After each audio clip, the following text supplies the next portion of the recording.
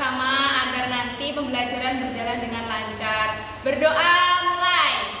Bismillahirrahmanirrahim. Raditu billahi robba wa bil islami dina wa bi muhammadin nabiyyan wa rasulah. Rabbi zidni ilman warzuqni fahma. Amin ya rabbal alamin. Oke, baiklah anak-anak.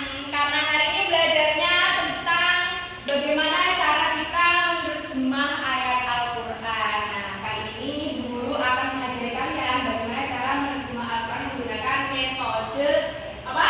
Granada. Ada yang tahu metode Granada itu apa?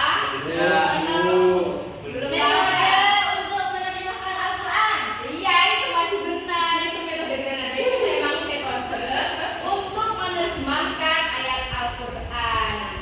Tapi Granada itu adalah sebuah metode yang digunakan untuk menerjemahkan Al-Quran menggunakan rumus-rumus Granada. Nah, rumus-rumus Granadanya itu cari di mana? Nah, nanti rumus Granadanya itu dicari di kamus Granada. Jadi Granada itu ada kamusnya untuk mencari kode-kodenya gitu. Jadi metode Granada itu ada beberapa langkah. Metode Granada itu ada 4 langkah. Berapa? 4. Yang pertama, langkah yang pertama yaitu menguasai komponen kalimat bahasa Arab. Bentar ya, aku tuliskan biar kalian itu mudah. Langkah yang pertama yaitu menguasai, bisa ditulis ya anak-anak? Iya Bu. Komponen kalimat bahasa Arab. Pintar. Jadi, tulis. Kamu kok nggak tulis? Iya ini. Ditulis ya. Ya, Bu. Ingat-ingat ini masuk ulangan nanti ya. Kalau nggak bisa nilainya jelek. Menguasai komponen kalimat bahasa Arab. Nah, komponen kalimat bahasa Arab ini ada 3 anak-anak. Yang pertama ada kata benda dulu. Yang kedua ada kata kerja.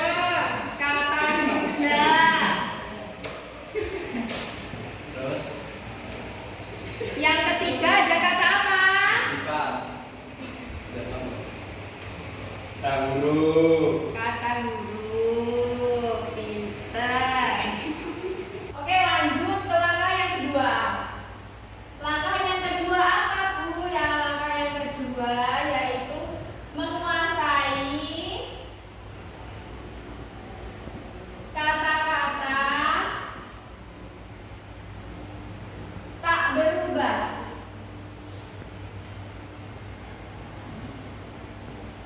Bisa dibaca kan tulisannya? Bisa Bu. Menguasai kata-kata tak berubah. Jadi di sini kata-kata tak berubah itu ada 3 juga.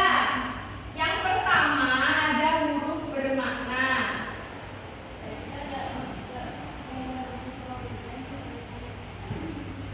Yang kedua ada kata ganti. Yang ketiga ada kata penghubung.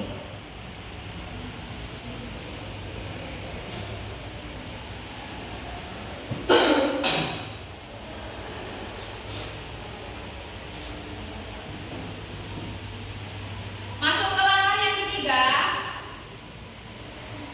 yaitu harus ditempuh peserta didik adalah menguasai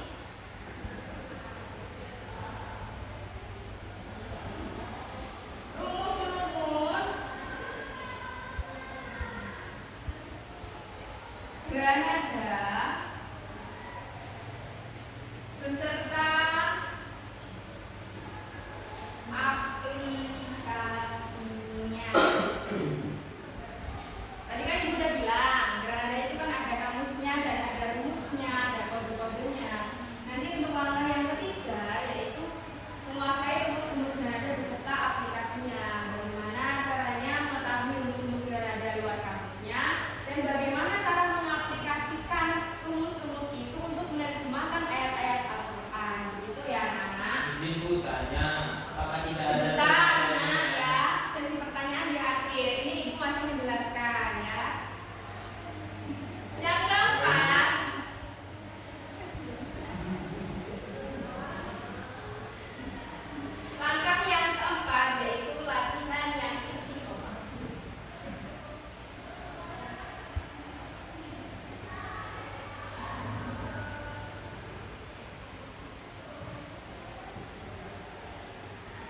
Sebenarnya itu cuma 3 ya langkah-langkahnya yang sudah diterangkan. Cuma yang keempat itu hanya latihan yang istiqomah. Kenapa kok perlu latihan yang istiqomah? Karena ya dengan latihan yang istiqomah kalian itu bisa mudah untuk mengingat-ingat bagaimana terjemahan Al-Quran ya.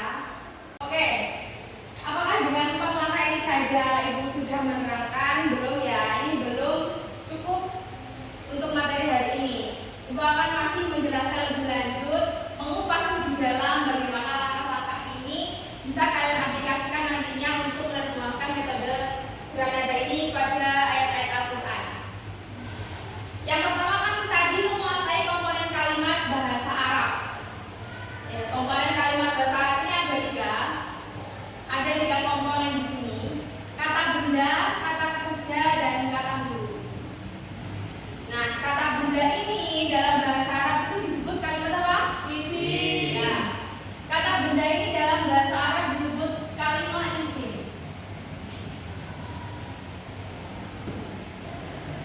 Kata kerja dalam bahasa Arab disebut kalimat apa? Fi'il. Ya, kalimat fi'il.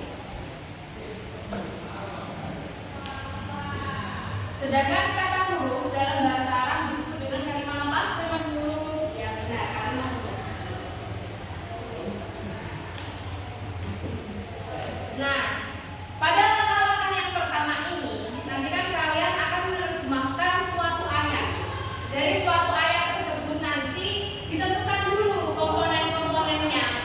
Yang mana kalimat huruf, yang mana kalimat fi'il, yang mana kalimat isim. Nah, kita menyebutnya di metode Granada ini sebagai kata huruf, kata kerja, dan kata benda. Ya. Dosennya Ibu semasa kuliah pernah berkata bahwasanya kalau belajar pada metode Granada ini kita harus mengosongkan isi otak kalian ya. Kita belajar dari nol, dari dasar. Jadi kita menyebutnya sebagai kata benda, kata kerja, dan kata huruf. Jadi kalian-kalian yang mungkin dari pondok pesantren sudah menguasai ilmu nahwu, ilmu shorof, bagaimana tentang menyebutnya biasanya dengan kalimat isim, kalimat fi'il, kalimat huruf. Nah, tapi pada metode Granada ini kalian itu menyebutnya sebagai kata benda, kata kerja, dan kata huruf ya. Jadi kita belajar dari nol, kosongkan isi otak kalian yang sudah menguasai beberapa ilmu nahwu itu ya. Untuk ke langkah yang kedua, yaitu menguasai kata-kata tak berubah. Ada alun bermakna, B kata ganti, C kata penghubung. Huruf bermakna. Huruf bermakna itu apa dulu? Huruf bermakna itu setiap kalimat yang mempunyai makna, setiap huruf yang mempunyai makna, setiap huruf yang mempunyai makna. Jadi bukan kata benda, bukan kata kerja, tapi kata huruf. Tapi yang mempunyai makna, seperti contoh kayak fi, kayak gitu ya. Selanjutnya itu kata ganti. Kata ganti ini dalam bahasa Arab disebut isim dhamir.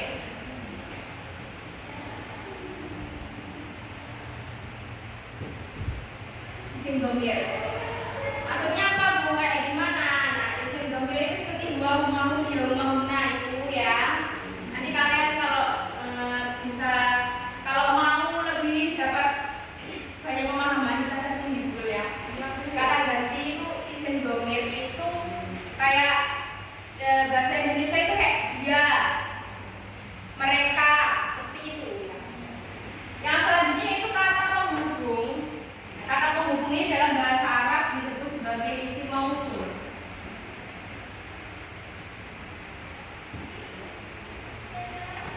Kata penghubung itu isim mausul seperti alladzi, alladani, alladina gitu, allati, allatani, allati, allati, manma gitu ya. Ya ini kata yang menghubungkan. Biasanya alladzi itu artinya apa lagi? Mereka orang-orang laki-laki banyak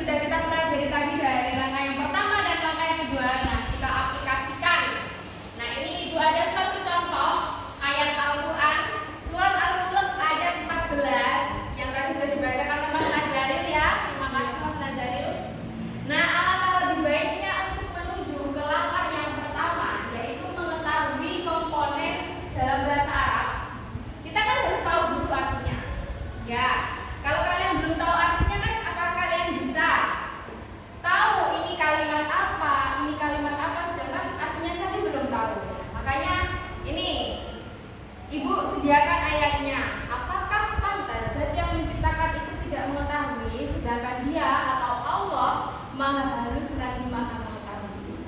Ini artinya. Nah, kira-kira sudah diartikan. Jadi masuk kepada langkah yang pertama tadi, yaitu mengetahui komponen dalam bahasa Arab. Ada 3 komponen, yaitu kata benda, kata kerja, dan kata tuh. Ini kita tentukan satu-satu dari satu ayat ini. Penggal demi penggal kata kita tentukan.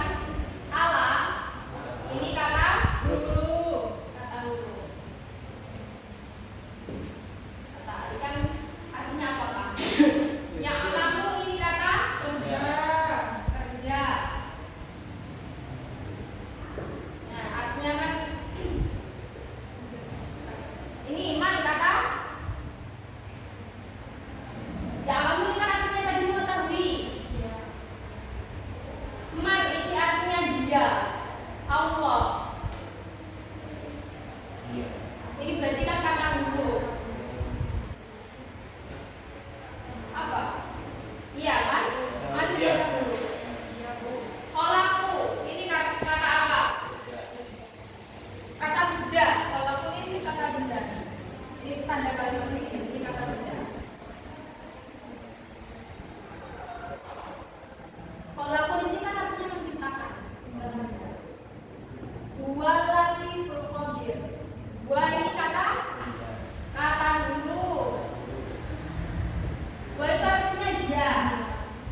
Al-latifu kata apa? Benda. Kata benda karena artinya kan maha halus. Al-khabir benda. Kata benda. Artinya maha mengetahui. Oke, masuk ke langkah yang kedua, yaitu menguasai kata-kata tak berubah. Kata tak berubah tadi kan ada 3 poin. Yang pertama adalah huruf bermakna. Yang kedua ada pengadaan dari. Yang ketiga ada Kata penghubung. kata penghubung. Nah, dari ayat ini mana huruf bermaknanya, makna kata hubungnya, mana kata gantinya, harus dicari dulu. Jadi yang kata huruf ini udah jelas. Ini adalah huruf bermakna. Ya benar. 2 ini. Mana lagi, ayo? Man. Terus apa lagi? Alah. Ada lagi? Ada lagi. Wah. Ya. Allah ini adalah huruf bermakna.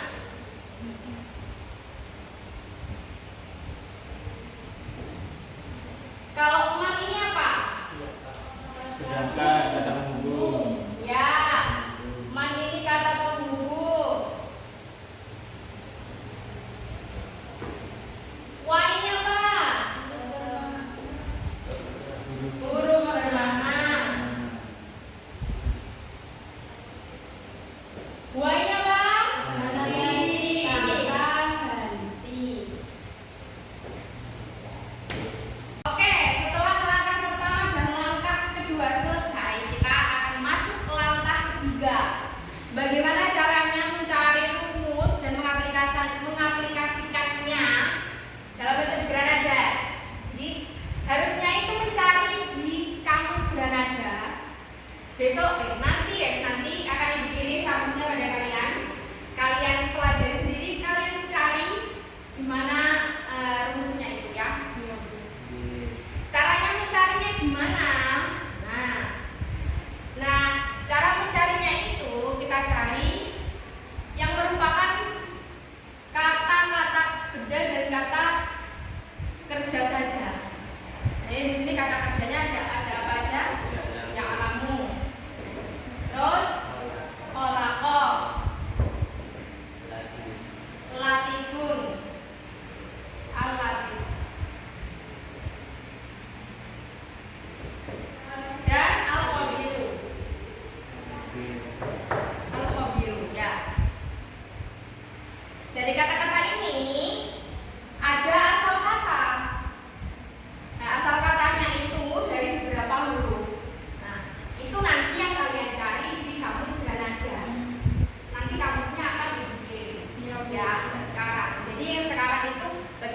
caranya kalian mencari di kamusnya nanti. Itu dengan menentukan asal kata dari kata-kata ini. Kenapa kok kata-kata benda dan kata-kata kerja saja? Karena kalau huruf itu tetap tidak bisa berubah. Begitu ya. Ya'lamu itu dari asal katanya apa? Alama. Benar. Berarti dari yang lain. Oh, kita tulis dulu ya. Alama. Dari yang lain. Lam, dan mim. Kalau khalaqa itu asal katanya apa? Tetap khalaqa ya, karena dia itu asal kata. Ini yaitu kha, lam, dan ko. Bu, kalau udah ketemu asal katanya langsung nyari di kamus ya, Bu? Ya, langsung dicari. Oke, Ibu tadi kan sudah menjelaskan dari awal langkah pertama sampai langkah yang ketiga. Langkah yang keempat adalah apa tadi? Istiqomah. Istiqomah. Ya, belajar istiqomah ya, mengulang-ulangnya agar kalian mengingat bagaimana terjemahan dari sebuah ayat Al-Quran. Langkah keempat ini kalian lakukan juga di rumah, diulang-ulang beberapa kali ya, agar ilmunya meresap dan agar ya kalian ingatlah artian-artian dalam Al-Quran. Jadi kalian itu membaca Al-Quran dengan sepenuh hati juga kalau mengetahui maknanya ya. Sekian dari Ibu, semoga bermanfaat untuk kalian. Sekian untuk belajar hari ini. Wassalamualaikum warahmatullahi wabarakatuh. Waalaikumsalam.